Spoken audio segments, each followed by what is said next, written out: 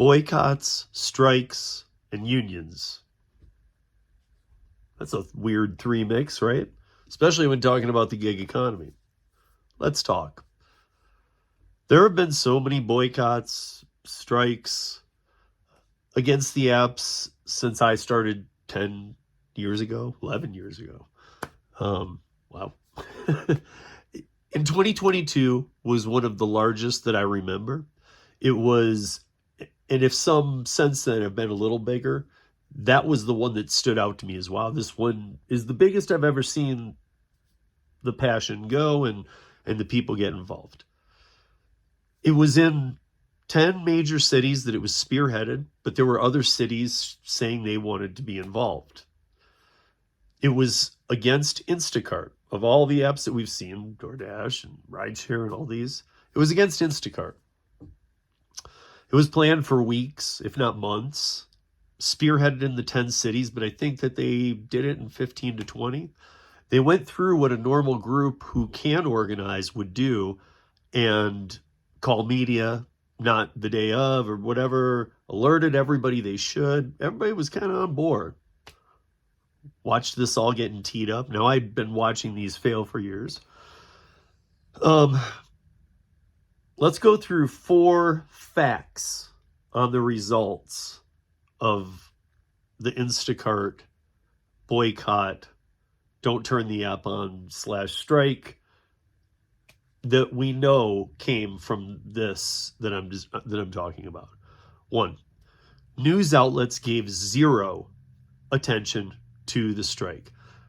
They had been alerted and maybe they even rolled by.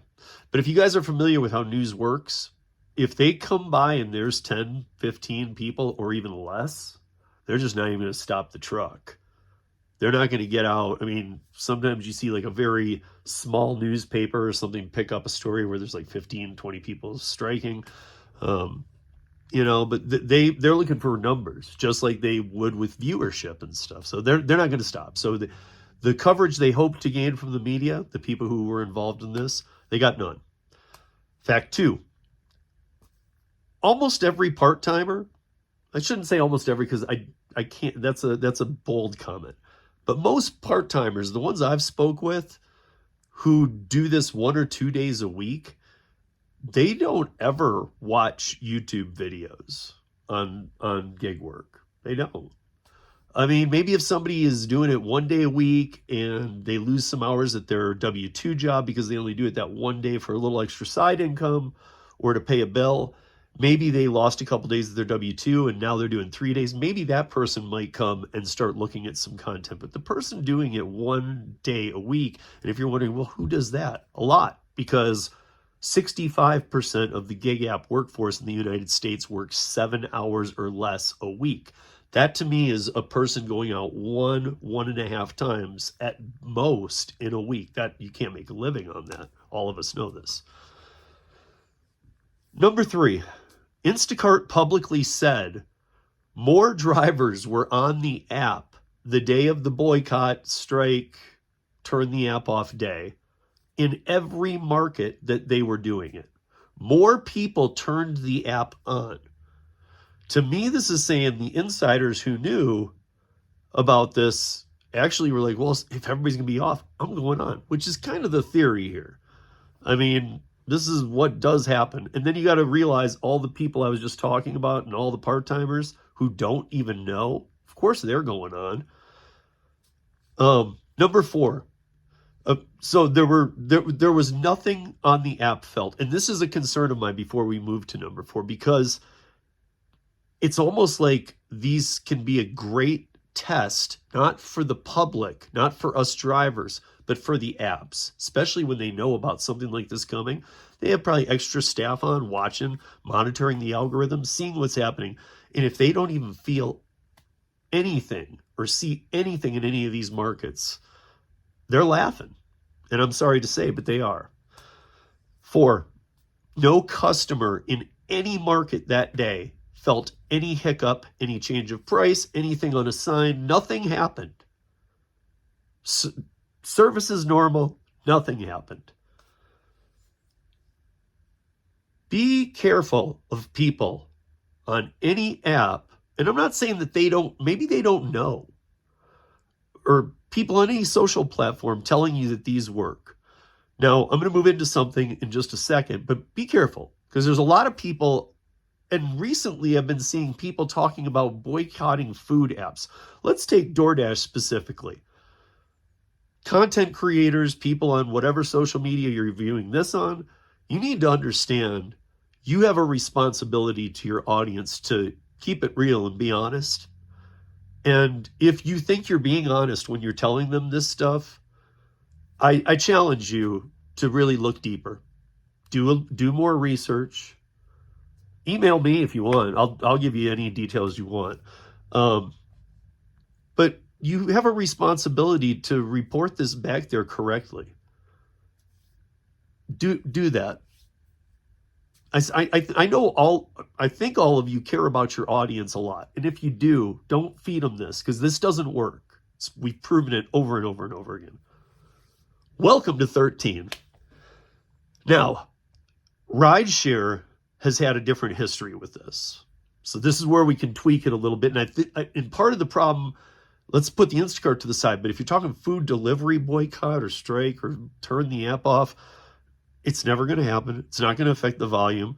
It'll show other people like it's surging. They'll do the fake surge, like it's surging to get them to come on, and they'll go on who normally maybe weren't going to work but didn't know about it. But with rideshare, we had a different story. The one power rideshare drivers had, now, I saw many strikes go on right around 2021, maybe even before. Rideshare professor Torsten, he's talked about this a few times. He organized a few of these, and people learned things. And one thing that I think was learned by the rideshare community, because the first few of these did not go well. Not much happened. Again, no media coverage, not a hiccup on the system, nothing. When that doesn't happen, nobody notices. But one thing that happened and evolved with the rideshare, and I think that you guys will see where this can't happen on delivery food platforms or Instacart or things like that. You'll hear why right now. Because the rideshare drivers started realizing they had one power, one place that they could do something. And that was the airport staging lots. For those of you that don't do rideshare, if you're not familiar, when you drop somebody off at the airport, you can either deadhead out of the airport and go back to the city or whatever you want, or you get a rematch right as you drop off, or you can go to the staging lot. Here at Denver, that staging lot has been moved, and it's very far away from the airport itself, but you have to be in the geofencing to be counted as in the queue. I remember when the Denver airport was like 60, 70 UberX cars and who knows how many Lyft on any given night. Now it's around 300. So your wait time can be 4 to 5 hours to get out of there. Just mentioning it as what it is. So now, what is it about these staging lots that helped with something like this? Well, let's use LAX as an example, because I've had Sergio on the podcast before and we've spoken about this exactly as it happened in LA. They were using a boat horn, okay. So whenever the flights were coming in the masses, they were blowing a boat horn to tell all the drivers. I'm sure there was a few who didn't, but you were kind of a scab if you didn't, because they'd see you roll out of the lot knowing you took one. But they would blow the boat horn and everybody turned their app off. Left it off for a minute, and then they'd blow the horn again, turn it back on, and there'd be just a backlog of passengers needing rides because it had screwed up the system. But it also got a little scathed because drivers learned that by doing this, when they turned back on, they had caused a surge.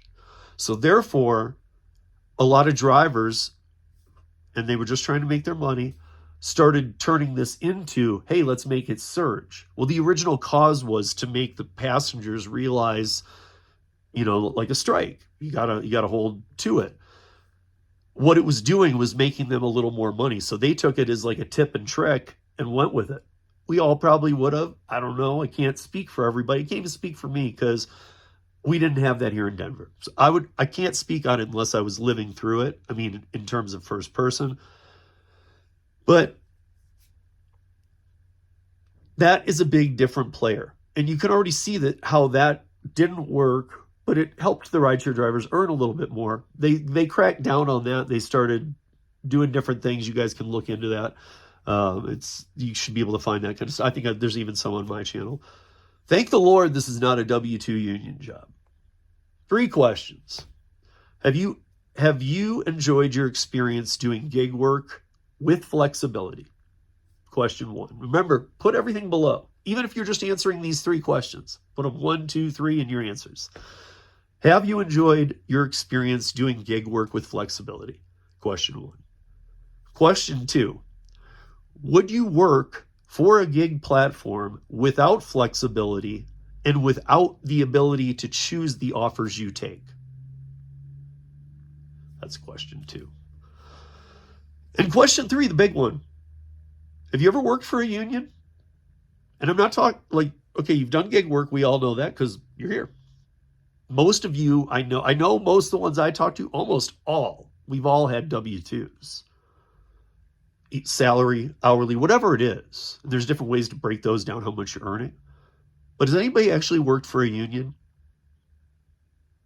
In a current day situation too, not like a Ford Motor plant from the 50s, 60s. Have you worked in a union? Do you understand what they are? Those are my 3 questions to you. Put them below. I'm going to see what I can fit in here. Let me just discuss some things to know, and I'll put the detailed breakdown of these into the show notes so you can look in the description of this video wherever you're watching it, and you will see more detailed breakdown on this. But let me just walk through 7 points that I want you to, and again, you'll see the further breakdown below, but unionizing app-based gig work, like for drivers, Uber, Lyft, delivery, DoorDash, Instacart, or freelance platforms can bring worker protections, but it may also, will also, have many negative effects and unintended consequences. I'm going to go through the 7 right here, and then they'll be described below in more detail. Reduced flexibility, fewer opportunities, higher cost for companies, and the result of that, companies may pass that cost on to the consumers or hurt everybody involved. We know this. 4, automation and outsourcing. 5, one-size-fits-all contracts. Floor meets ceiling. Talked about it many times. Or that's 5. 6, risk of exclusion. And 7, potential for strikes or service interruptions. So unless they create a whole new classification of worker, which should be this, which would involve the Supreme Court, these companies cannot sustain a W-2 worker model. They have also been proven in EU and Australia. They will not operate, or they have proven in Europe and Australia, they will not operate unless workers are ICs. Just food for thought. And that's 13 minutes. In just over 13 minutes.